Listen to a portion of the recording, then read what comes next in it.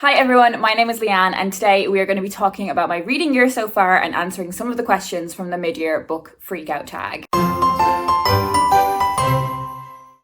So the mid-year book freakout tag has become a bit of a staple on BookTube over many years, and over the years it has metamorphosized and evolved into various different forms, with people adding questions in, removing questions that they don't feel like are relevant. So there's a bunch of different versions of the tag out there. I'm just going to use the version of the tag that I found most easily and use some of the questions to have just a bit of a general chat about my reading. And the first question in the tag is simply, how has your reading year gone so far? And the simple answer is I'm really happy with my reading so far. I have read 66 books so far this year, which is a significant increase on the pace and the quantity I have been reading in the past couple of years. And I've tried to think about why that has happened, and I think there's a few contributing factors there. In its simplest terms, I've just carved out more time in my life for reading this year than I have in 2022, 2023. If we think about the evolution of my reading in the past few years, in fact, in a year like 2019, I was spending a lot of time reading because,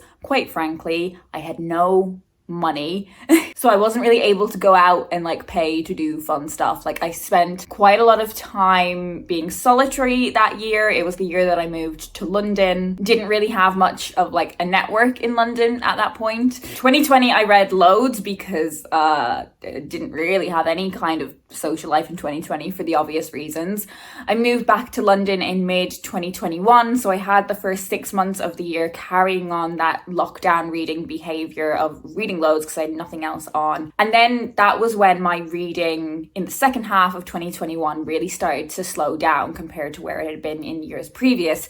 And that was the case in much of 2022 and 2023. I was just way busier with my social life, with going out. I had a bit more financial freedom for, exploring London, enjoying London. I do associate those couple of years with being a really busy person. And I do think I have slowed down a bit more in 2024. I think I've come to value time at home and solitary time a lot more. I mean, I've certainly not become a homebody, but I don't think I'm going out as much as I used to. And I think there's a few reasons for that. Maybe it's an element of transitioning from my mid-20s into my late 20s and just not wanting to go out as much as I used to. Maybe there's an element of now being in a long-term relationship. I don't want to be going out as much as I used to for whatever reason.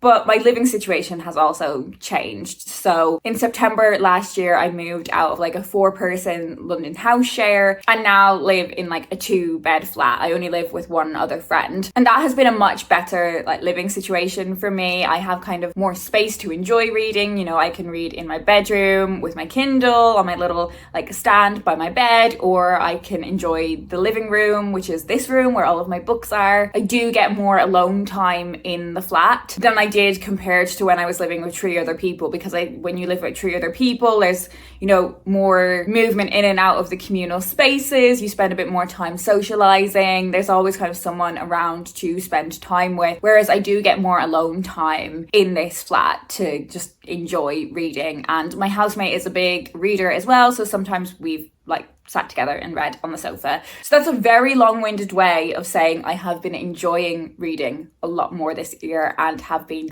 carving out a lot more time for it. I've also returned to some of the reading habits that I had when I was reading loads and loads of books years ago. And one of the ways that I found a real benefit there is changing up the formats that I read in. So often when I am at home, if I'm reading on the sofa, that's when I often turn to the hardbacks on my shelves. I mean, any physical copies really, but I do try and keep the hardbacks at home because I don't want to be carrying them around with me or anything. But in saying that, I have been using my Kindle to read on commutes. I've been reading my Kindle in bed with my little stand, which has been so relaxing. And I've also returned to listening to a lot of my physical TBR via audiobook, and I source all of those audiobooks from my local library services. And that's been a really great way of me getting through my physical TBR. I mean, I don't even want to talk about my physical TBR. It's ridiculous. I've got over 200 books that I haven't read, but look, This is my life. The next question is, what is the best book that you've read so far this year? And for me, this is The Wishing Game. While I've been having a really fantastic reading year, I hadn't yet found that book that I felt a real personal connection to until I read The Wishing Game. It just brought everything together in terms of the quality of the writing, the storytelling, the characters, but also having that really particular personal resonance that I need to feel with the book to really consider it a 5-star or a new favourite. A woman in her 20s who is working as a teaching assistant, and she really wants to adopt one of the kids that she works with, but because she doesn't have the kind of stability in her life necessary to make that commitment, she's not able to do it. She doesn't have kind of the financial independence. She also isn't in the right living situation to support a child. Now, one of the things she and this child have really bonded over is a series of fantasy middle grade books that she really enjoyed growing up and has passed on this love of these books onto this kid. Meanwhile, we have the author of those books, who is quite a mysterious, enigmatic figure, and he shares the news that he has written a hugely anticipated secret follow-up book addition to this series. There is one version of the manuscript in existence, and he is creating this competition where 4 people will be invited to essentially compete for the ownership to this manuscript, which it is then up to them what they do with it. If they would like to sell it to his publisher, it will be for a absolutely life-changing amount of money. And our main character is one of the 4 people invited to compete for that prize. I loved this book. I devoured it in one cozy reading morning. It's essentially like the magic and whimsy of a middle grade, but with more like grown-up adult feelings. If you are an adult that still loves reading children's fiction, and or someone that grew up with a real connection to a particular fantasy series, I think you will get a lot out of reading this book. And that is my favorite book of the year so far. The next question is, what is the best sequel that you have read in 2024? So 17 of the books that I have read this year have been part of series, and 8 of those have been sequels or prequels. I'm going to go with Rachel's Holiday by Marian Keyes. So this is part of the Welsh series. Now, you can read the books in this series independently, but I have decided that I'm going to read them in order, and in fact, I am now moving forwards with my reading of Marian Keyes' books. I'm going to be reading them in publication order from the beginning of her career up until now. Each book in this series tells the story of one of the Welsh family members, and Rachel's Holiday is probably the most well-known of this series, or indeed of Marian Keyes' entire catalogue. It tells the story of a young woman who is living in New York and is in complete denial about the fact that she is an alcoholic. We follow her incredibly unreliable narration through the process of going back to Ireland from New York, staying in this rehab facility, interacting with other people that are suffering from addiction, the prejudice she has towards people with addiction, even though she herself is one of them. She just doesn't recognize herself as someone that could be an addict. And we get a real sense of the circumstances and the upbringing she had that led her to a situation where she has struggled with addiction, as well as a real sense of how her behavior has impacted the people around her. It's an incredible portrait of such a nuanced person. I think all of Marian Keyes' characters feel like they could come off the page and be a real person. I just think it is such an accomplished novel. I really think being able to have that level of depth of character in such a colloquial, accessible writing style just makes this such a hugely impressive novel. The next question is a new release that you haven't read yet but would like to. And I mean, there are so many behind me on these shelves. I mean, many of the books that I discussed in my most anticipated reads of the year video are books that I have yet to get to, and there are so many books that have entered onto my radar since then that I'm so keen to read. This Is How You Remember It by Catherine Pacifica is probably one of my most anticipated releases of the year, but I'm a little bit scared of it because I fear that this book could go one of two ways for me. It could either make me feel seen and validated in a way that I don't think a piece of fiction ever has before, or it could just unlock quite a lot of trauma. So we'll see. I'll report back. The next question is your most anticipated release for the second half of the year.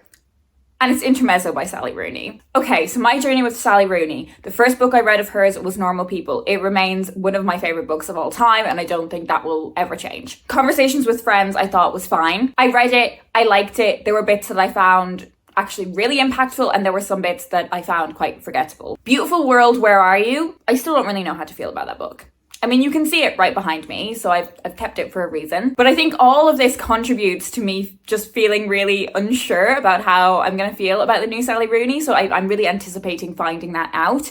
But I have heard a lot of fantastic things about it from people that have read it and people whose opinions I really trust. So we will see. The next question is your biggest disappointment of the year so far. I'm not going to spend too much time talking about this because I did review it as part of my monthly reading wrap up. And if you want to hear more of my thoughts on this book, you can go check out that video. But my most disappointing read of the year so far is The List. There were so many things going into this book that made me think that it was going to be one of my favorite books of the year. But sadly, I thought the way that it tackled a really emotive, sensitive, and important subject was kind of inappropriate and actually damaging and pointless. And I think some of the really valid points that the author was trying to make with this book could have been achieved without all of the elements that I really didn't like about the book. My biggest surprise for the year is Vendetta by Catherine Doyle. So you may know Catherine Doyle for her Magical Middle Grade, her Twin Crowns series, or her upcoming romantasy, The Dagger and the Flame. But I feel like her Mafia series of books has gone under the radar. These are Mafia YA romances, and I didn't really know what to expect going into the book, but I loved Vendetta so much. It was so compulsively readable and pacey, and the chemistry between the characters was fantastic. It's just one of those books that I had so much pure enjoyment of. I just had such a great time. And the reason why this is my biggest surprise isn't because I didn't think I was going to like it. It was just because I didn't really go into it with any level of expectation, but I read it so quickly and had the best time. The next question is favorite new author, debut, or just new to you. So 40 of the books, or 61% of my reading so far this year, has been from authors that are new to me. But it's a little bit tricky to answer this question because I don't actually think I've read multiple books from any of those authors. However, an author that I read for the first time this year, and I am now very keen to read more of their books, is Tessa Bailey. So I read Fix Her Up, which again, it was a book that I just had so much fun with. Very few thoughts, but many vibes. I had bought so many of her books without having read a single one of them. I just, one, got caught up in hype, but two, felt really confident that I was going to enjoy her books. And now, having read Fix Her Up and enjoyed it so much, I do feel really confident that I'm going to enjoy many more books from her. And she has such an extensive back catalogue of novels. So this does feel fairly premature, but I do want to read more of her books in the second half of the year. And hopefully I will enjoy them as much as I enjoyed Fix Her Up. And Tessa Bailey will be like my new favorite author of the year. On that note, the next question is new fictional crush. Now I'm gonna say Travis from Fix Her Up. This is a sports romance. As I said, the vibes in this book were just fantastic. You know, the dialogue, the chemistry between the characters was great. Some of the stuff that they got up to in the smutty scenes was also great. However, I really did actively need to try not picturing Travis Kelce, because the way Travis is described in the book sounds hot. Personally, for me, Travis Kelce is just not it for me. I can appreciate, but for me personally, no thank you. So because he was called Travis,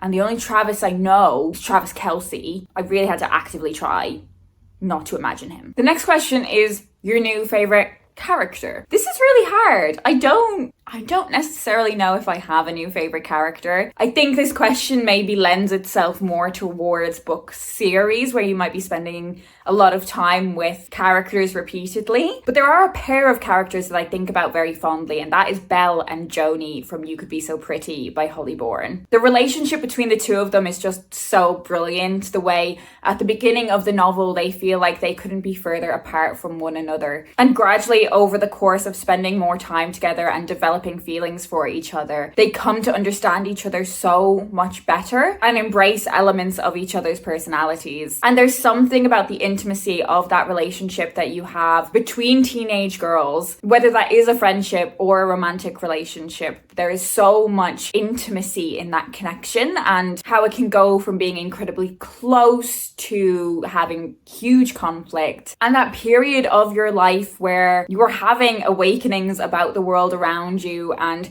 realizing that sexism is a thing. So yeah, I think those two characters together and the relationship that they have are my favorite characters of the year. The next question is a book that made me cry. Now, I don't really cry at books. I cry at many things, but books generally don't really make me cry, but a book that made me hugely emotional this year was The Crossing by Manjeet Mann. This is a YA novel told in verse that explores the refugee crisis, but also the rise of right-wing rhetoric in the UK. I think the verse format is an incredibly emotive way of telling sensitive stories, but also making them accessible to younger readers. And the way that the author flips between the perspectives of the two narrating lead characters is done so sensitively and beautifully and cleverly. There were so many emotional topics that were grappled with in this book. So we have one character who is fleeing conflict, who is a refugee, who has an incredibly tragic life story at such a young age. And we have another character who is dealing with her own experiences of grief, her frustration at the political system around her, at the lack of empathy that she sees in the people around her, her journey into campaigning and activism, and how she can see someone that she is incredibly close to, a sibling, going the other way and becoming involved in prejudice and hatred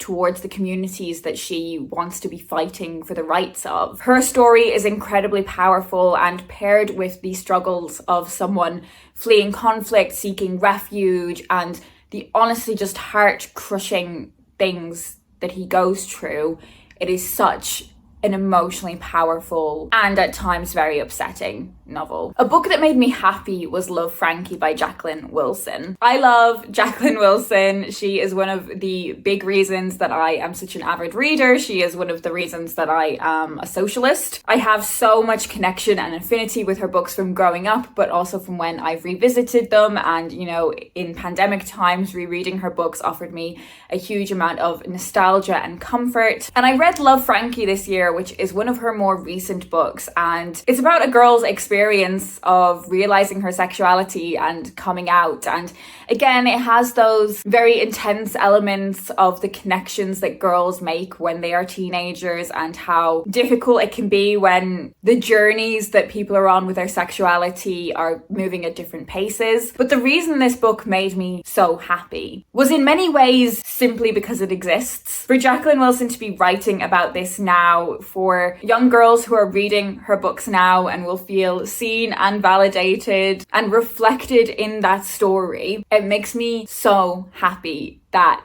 a younger generation of readers are going to have access to the kind of books that I didn't have growing up, and I hope it will save many of those girls the confusion that I had growing up, and that is why it made me so happy. The next question is the most beautiful book that you have acquired this year, and there are some books that I could give as an answer for this one, but I'm not allowed to talk about them yet because they are some very beautiful books that I have got from my work. But the book I am going to tell you about for this question is one of the books that I got from my Afterlight subscription box. So this year I have subscribed to Afterlight, which is a romance book box. Now, I do really need to pick up my pace with reading these books because I just get it every month and marvel at how beautiful the book is and then haven't read any of them. And that has been the case for this one, which is At First Bite by Olivia Dade. I think this book is so beautiful. I mean, the kind of galaxy of the top and bottom of the edges and then the strawberries on the side is just so aesthetically pleasing to me.